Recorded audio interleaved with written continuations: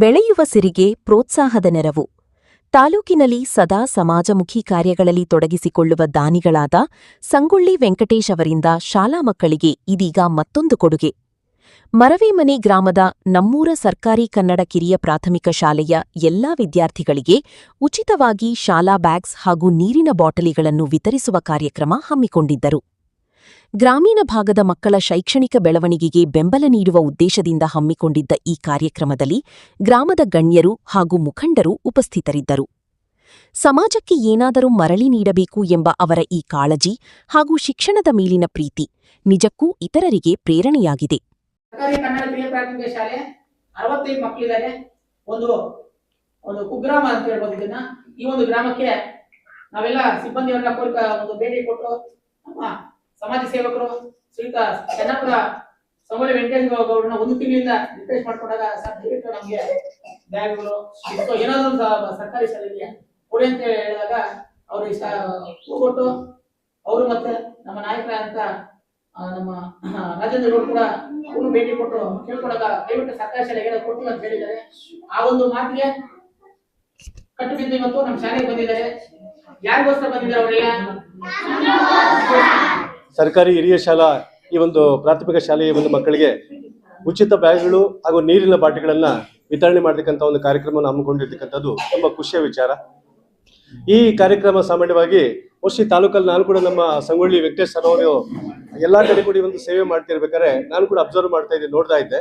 ಅಕಸ್ಮಾತ್ ಮೋಸ್ಟ್ಲಿ ಏನಾದ್ರು ಅವಕಾಶ ಸಿಕ್ಕಿದ್ರೆ ಯಾವತ್ತೋ ಒಂದಿನ ನಮ್ಮೂರಿಗೆ ನಾನೇ ಕರಿಬೇಕು ಅಂತ ಬಿಟ್ಟು ಇಲ್ಲಿ ಅಂದ್ಕೊಂಡಿದ್ದೆ. ಆದ್ರೆ ಅಕಸ್ಮಾತ್ ನಮ್ಮ ಚನ್ನಪ್ಪ ಸರ್ ಅವರು ಇವ್ರನ್ನ ಭೇಟಿ ಮಾಡಿದ್ದಾರೆ. ಹಾಗಾಗಿ ಇದೊಂದು ಖುಷಿ ವಿಚಾರ. ಮನುಷ್ಯನಿಗೆ ವಿದ್ಯೆ ಕೊಟ್ಟಿದ್ದೀವಿ ಅಂದ್ರೆ ಆ ವಿದ್ಯೆ ಮಾತ್ರ ಯಾವುದೇ ಕಣಕ್ಕೂ ಜೀವನ ಪರ್ಯಂತ ಯಾವುದೇ ಕಣಕ್ಕೂ ಕಳ್ಕೊಳಕ್ ಆಗೋದಿಲ್ಲ. ಆ ವಿದ್ಯೆ ಅಂತಕ್ಕಂಥದ್ದು ಅಷ್ಟೊಂದು ಸರ್ವಶ್ರೇಷ್ಠ. ಈ ಸರ್ವಶ್ರೇಷ್ಠವಾಗಿರ್ತಕ್ಕಂಥ ಒಂದು ವಿದ್ಯೆಗೆ ತಮ್ಮದೇ ಆಗಿರ್ತಕ್ಕಂಥ ಒಂದು ದಾನವನ್ನ ಮಾಡ್ತಾ ಇರ್ತಕ್ಕಂಥದ್ದು ನಿಜವಾಗ್ಲೂ ಕೂಡ ತುಂಬಾ ಖುಷಿಯ ವಿಚಾರ. ಸರ್ವಜ್ಞ ಕವಿಗಳು ಮೋಸ್ಟ್ಲಿ ನಿಮ್ಗೆಲ್ಲ ಕೂಡ ಗೊತ್ತು ಅಂತ ಅನ್ಸುತ್ತೆ. ತ್ರಿಪದಿಕಾರರು ಅವರೊಂದು ಮಾತು ಹೇಳ್ತಾರೆ, ಸಿರಿ ಬಂದ ಕಾಲಕ್ಕೆ ಕರೆದು ದಾನವ ಮಾಡು ಸರ್ವಜ್ಞ ಅಂತ ಹೇಳ್ತಾರೆ. ಯಾರಿಗೆ ಶ್ರೀಮಂತಿಕೆ, ಸಂಪತ್ತು, ದುಡ್ಡು, ಹಣ, ಕಾಸು ಅನ್ನೋದು ಇಲ್ಲಿ ಬರುತ್ತೋ ಬಂದಾದ್ಮೇಲೆ ನಮ್ ಕೈ ಲಿಸ್ಟ್ ಆಗುತ್ತೋ ಅಷ್ಟು ಕರೆದು ದಾನ ಮಾಡ್ಬೇಕು ಅಂತ ಬಿಟ್ಟು ಹೇಳ್ತಾರೆ. ಆ ತರದ ಒಂದು ದಾನದ ಸಾಲಿಗೆ ಸೇರ್ತಕ್ಕಂಥ ಒಂದು ಸಮಾಜ ಸೇವಕರು ನಮ್ಮ ಸಂಗೊಳ್ಳಿ ವೆಂಕಟೇಶ್ ಸರ್. ಹಾಗಾಗಿ ಸರ್ಕಾರಿ ಶಾಲೆಗಳು ಇಷ್ಟು ಚೆನ್ನಾಗಿದೆ ಅಂತಂದ್ರೆ ಅದಕ್ಕೆ ಮೋಸ್ಟ್ಲಿ ಇಂಥ ಒಂದು ದಾನಿಗಳ ಒಂದು ಮುಖ್ಯವಾಗಿರ್ತಕ್ಕಂಥ ಒಂದು ಕಾರಣ. ಇದಕ್ಕೆ ಒಂಥರ ಒಂದು ಮೂಲ ಪ್ರೇರಣೆ. ಹಾಗಾಗಿ ಶಾಲೆಯಿಂದ ಹೊರಗಡೆ ಹೋದ ತಕ್ಷಣ ಹೆಗಲಿಗೆ ಬ್ಯಾಗು, ಕೈಯಲ್ಲಿ ಬಾಟಲ್ ಸಿಗುತ್ತೆ ಅಂತ ಖುಷಿಯಲ್ಲಿ ಇದ್ದೀವಿ ಅಲ್ವಾ? ಖಾಸಗಿ ಶಾಲೆಗೆ ಒಂದು ವ್ಯಾನನ್ನು ಹತ್ತಿಸ್ತಾ ಇದ್ರೆ ಆ ಯಂಗ್ಸ್ ಕೇಳುತ್ತೆ, ಅಮ್ಮ ಮೀ ಚಿನ್ನೋಳು ಯಾವ ಸ್ಕೂಲ್ ಸೇರ್ಪಿಸ್ತಾ ಉಂಟಾರು ಅಂತ.